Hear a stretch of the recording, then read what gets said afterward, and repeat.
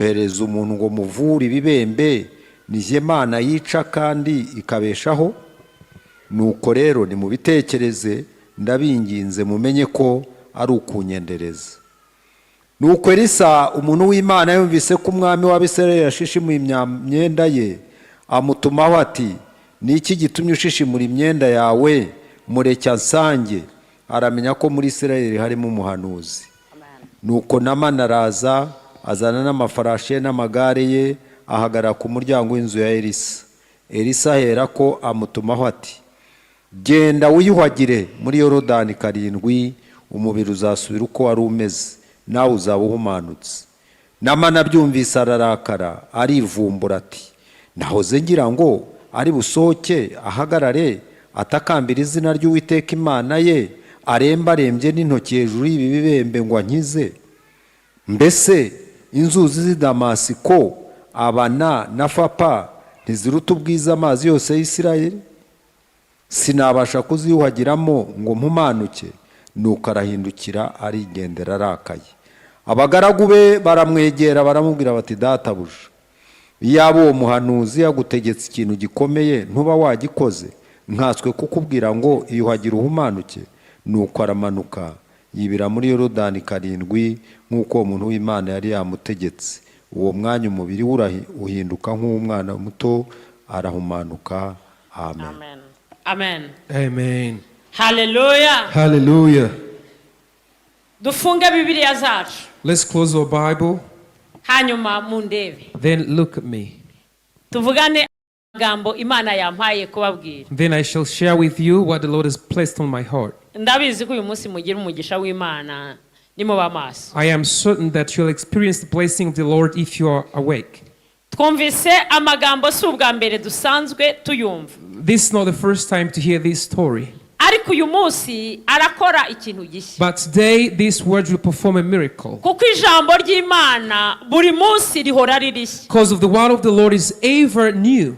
Kandi rikora ibishya. It's renewed to do new things. Uko ibihe bizaza, as time goes by, the word of God will never lose value. Rizaguma ari rishya mu matwi y'abaryumva. It shall remain new in the ears of those that hear it. Kandi rizagenda rikora icyo Uwiteka yaritumye. And it shall keep on going, accomplishing what the Lord had sent it to do. Uyu munsi rero Uwiteka yantumye. So today the Lord has sent me ngo mbabwire ngo to tell you, mwizere kugira ngo mukire ibibembe byanyu. believe so that you may be healed of your leprosy. Izere ukire ikibembe cyawe. Believe, then you'll be healed of your leprosy in the name of Jesus. Aya magambo maze kuyumva. So after hearing these words, ushobora kuvuga uti jewe iri jambo ntabwo rindeba. you may say, well, I have nothing to do with this word. Nta kibembe ndwaye. I got no leprosy whatsoever. Nyamara urakirwaye. Yet you do. Ikibembe ni iki? What is leprosy? Gishobora kuba iyi ndwara.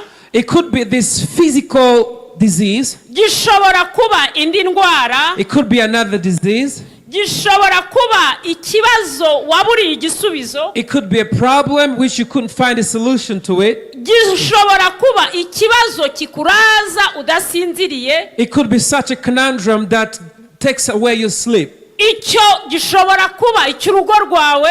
It could be facing your household. Gishobora kuba icy'abana bawe. It could be a problem in your children. Gishobora kuba icy'umuryango wawe. It could be a problem in your family. Gishobora kuba ari ikikuriho wewe ubwawe. It could be a problem that you're facing. Icyo wambariraho. So you maybe wear on it. Icyo urarana.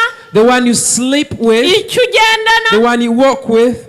Icyakugezeho wenda icyo winjiranye mu rugo rwawe. Something that you entered in your household. Cyangwa icyo watangiranye nacyo mu rugo rwawe. Or something that you found in your home. Cyangwa icyo wasanzeyo cyangwa icyaje nyuma. Or something you found in your home or that came later.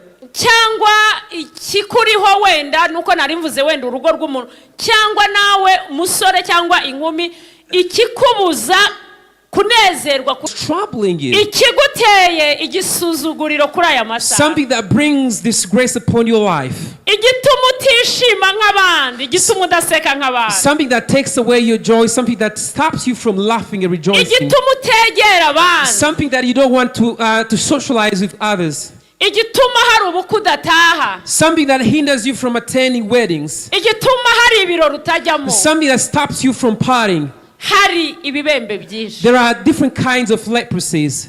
Nawe birashoboka ko ugifite. It could be possible that you have one of the leprosy. Ariko uyu munsi But today, Imana yambwiye ngo niwizera, the Lord has told me, if you only believe, ikibembe cyawe kirakira. your leprosy shall be healed in the name of Jesus. Dukomere Imana yacu amashyi. A round of applause to the Almighty God. Kuko Imana igendera mu ijambo ryayo. For God works with His word, Kandi igakirisha ijambo ryayo. and He heals by His word. Kandi Imana igendera muri twe. God walks among us, Kandi ivugira muri twe. and He speaks within us. Tuyihereze Let's icyubahiro. give all the glory to the Almighty God. Imana ibaha umugisha. May God bless you all.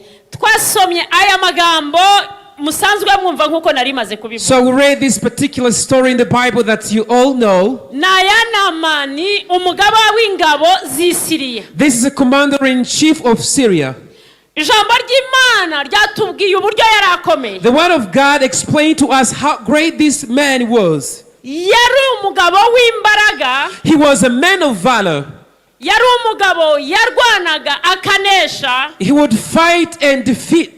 Abiheshejwe n'ukuboko kw'Imana kwagendanaga nawe. He would be given victory by the God that was with him all the time. Ngo yari n'umutoni kuri shebuja. And he was favored before his master. Yari umuntu wo kubahwa. He was a respected person. Kandi yari umuntu rwose ushoboye. And he was a strong man.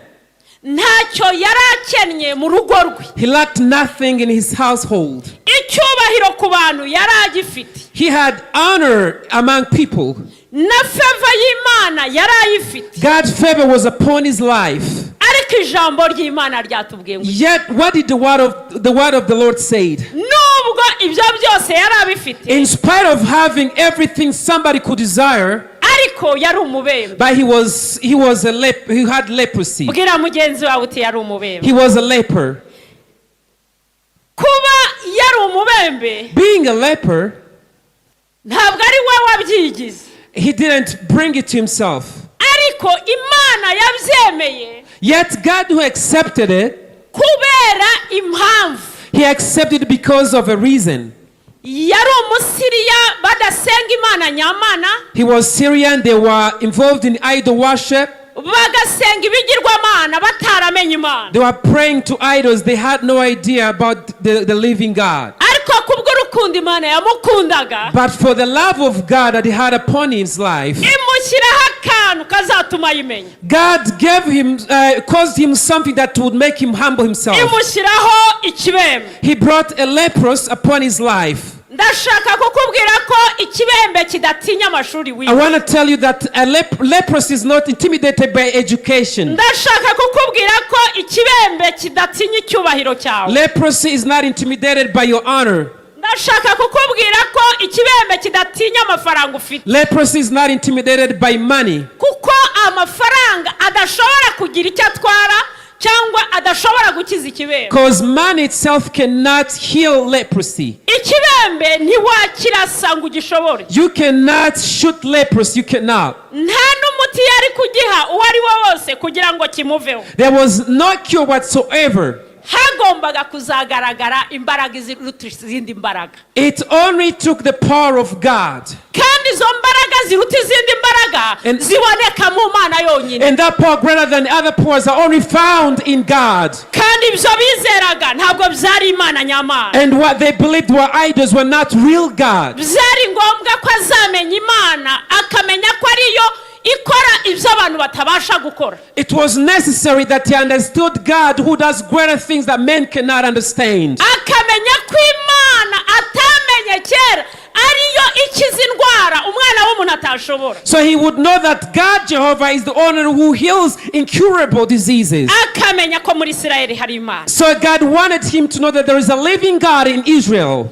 ijambo ry'Imana ryatubwiye ko bateraga Isirayeli. The word of God told us that they were invading Israel. Igihe kimwe barayitera barayinesha. One day they invaded and defeated Israel. Bakagenda bashyiraho imitwe ishinzwe gusahura. They would put the band raiders who would go and plunder staffs. Hanyuma mu byo batwaye mu minyago bari bafite harimo na So some of the things that they plundered, there was a servant that